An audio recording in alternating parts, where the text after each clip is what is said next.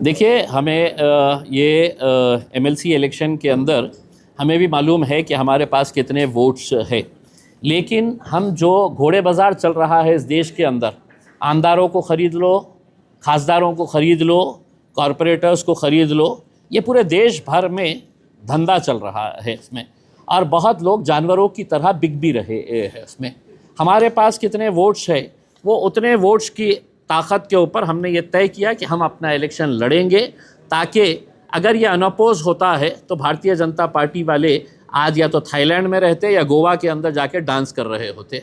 हमारी वजह से कम उन्हें लाइन में खड़े रह के वोट डालना है, और इलेक्शन तक उनके अंदर ये हैबत रहेगी कि हमारा कोई निकल तो नहीं गया है करके।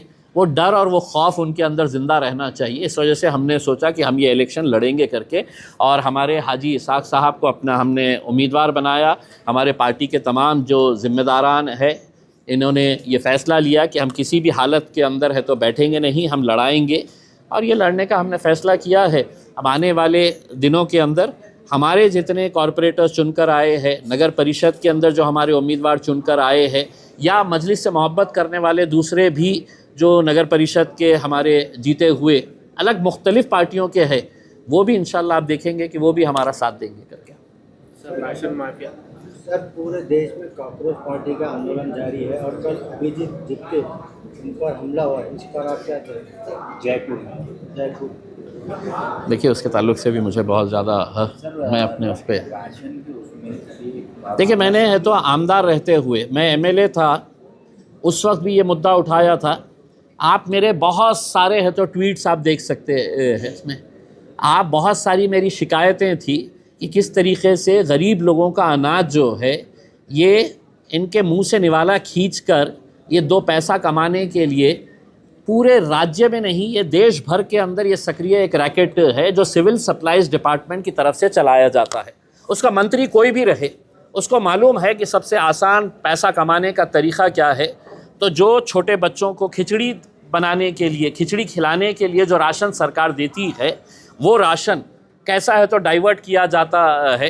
हर शहर के अंदर ऐसी एक टोली सक्रिय है जो इसका पूरा काम करती है, और कौन से शहर के अंदर कौन सी टोली ये काम करेगी, इसका फ़ैसला जो है वो अगर महाराष्ट्र के अंदर है तो उसका मंत्री या उसके लगवे भगवे तय करते हैं, या दूसरे अगर शहरों के अंदर ये चलाना है तो कौन चलाएगा, ये भी है तो मंत्रालय से तय किया जाता है। और ये सबको मालूम है, ऐसा नहीं है कि मुझे अकेले मालूम है करके। उसमें इसके अंदर सबसे बड़ा अगर कोई दोषी होता है तो उस ज़िले का जो डिस्ट्रिक्ट सप्लाई ऑफिसर होता है, जो जिला अधिकारी के अंडर में काम करता है, उसको भी मालूम है। हर महीना उसको भी बराबर से उसके हफ्ते दिए जाते हैं। साथ ही साथ जो महानगर पालिका, नगर पालिका, नगर परिषद, ज़िला परिषद के स्कूलों के जो मुख्याध्यापक है, उनको ये पता होता है कि हमारे स्कूल के अंदर हर महीना है तो 20 किलो अगर चावल आ रहा है तो 20 की जगह 10 लाया जाता है, 5 लाया जाता है, बच्चों को कैसी खिचड़ी खिलाई जाती है, और बाकी का जो राशन है यही टोली के पास है तो भेज दिया जाता है।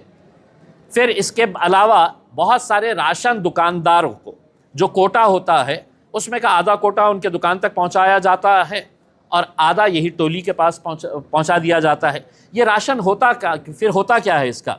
ये राशन है तो गुजरात पहुंचाया जाता है, इसके तार गुजरात से जुड़े हुए होते हैं, और वहाँ पर से ये राशन एक्सपोर्ट किया जाता है ज़्यादातर दुबई देशों के अंदर, और कुछ राशन जो है वो दूसरे चावल के साथ मिलाकर थैले बदल कर फिर वही राशन है तो मार्केट में लाया जाता है।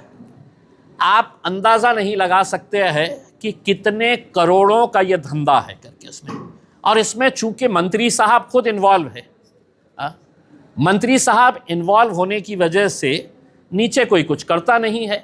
हमें खुशी है कि हमारे शहर के पुलिस कमिश्नर प्रवीण पवार साहब ने इसकी गंभीरता को समझकर जो भी कार्रवाई की है, हम पूरा समर्थन उनका करते हैं। और मैं इस शहर के जितने बड़े बड़े नेता हैं, उन सब से हाथ जोड़कर ये विनती करना चाहूँगा कि कम से कम ये गरीब बच्चों का खाना, गरीब लोगों का खाना जो है, इसके ताल्लुक से जो कार्रवाई हुई है उसका समर्थन करते हुए आप लोग भी एक पत्र लिखें, सीबीआई से इसकी इंक्वायरी करवाए, क्योंकि ये सिर्फ महाराष्ट्र के हद तक नहीं, अनेक राज्यों से इसके तार जुड़े हुए हैं। तो इसकी जब तक सीबीआई के ज़रिए इंक्वायरी नहीं होगी तो मेरे हिसाब से मामला सामने आएगा नहीं। अगर ये लोगों का इनसे कोई लेना देना नहीं है ये टोली के साथ, तो हम ये उम्मीद करते हैं कि कम से कम एक मर्तबा ज़िंदगी में गरीबों के लिए, गरीब बच्चों के निवाले जो खींच रहे हैं उनके लिए एक पत्र लिख दें कि भाई ये इंक्वायरी इसकी सीबीआई के ज़रिए करवाई जाए करके, तो फिर पता चलेगा कि इसमें कितना बड़ा गोरख धंधा है ये करके। शहर में दिन ब दिन मर्डर हो रहा है। देखिए, ये हमारे लिए ही नहीं पूरे समाज के लिए बहुत चिंता की बात है कि हर रोज़ हमारे शहर के अंदर जो मर्डर्स हो रहे हैं, जो हत्या के मामले सामने आ रहे हैं, ये क्यों हो रहा है, कैसे हो रहा है। ऐसे दर्दनाक वाक़यात सामने आ रहे हैं कि एक बेटा अपने बाप को, बुज़ुर्ग बाप को मार दे रहा है छोटी मोटी जायदाद के लिए। एक दोस्त दूसरे दोस्त की हत्या कर रहा है उसमें छोटी मोटी जायदाद के लिए। कल ही एक मामला कन्नड़ का सामने आया है, एक छोटी सी गोश्त की दुकान डालने के ऊपर है, तो कल बैजीपुरे के अंदर एक मर्डर हो जाता है। तो ये क्यों हो रहा है?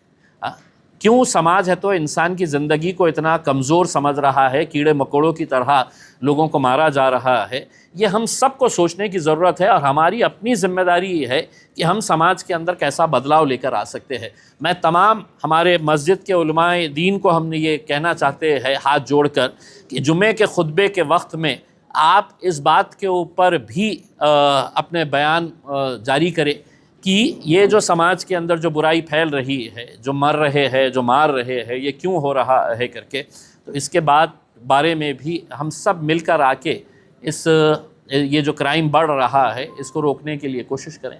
नशे की वजह से हो रहे हैं मर्डर? देखिए, बहुत हद तक तो पिछले जितने क्राइम्स हुए थे वो नशे की वजह से ही हो रहा था। इतना सब कुछ होने के बावजूद भी, पुलिस ने इतनी बढ़िया कार्रवाई करने के बावजूद भी, क्या आज नशा ख़त्म हो गया है? आज भी गाड़ियां पकड़ी जा रही है, आज भी नशे का कारोबार धड़ल्ले से चल रहा है। मैं तो आपके ज़रिए लोगों से ये अपील करना चाहूँगा, मेरे तमाम पार्टी के ज़िम्मेदारों से ये अपील करना चाहूँगा, कार्यकर्ताओं से ये अपील करना चाहूँगा, अगर ये गोरख धंधा कहीं चल रहा है तुम्हारे इलाके में, तुम्हारी गली में, तुम्हारे मोहल्ले के अंदर, तुम नहीं आवाज़ उठा सकते हैं, कम से कम हमें जानकारी दीजिएगा। हम इंशाअल्लाह कोशिश करेंगे कि वहाँ से ये नशे का कारोबार बंद हो सके करके।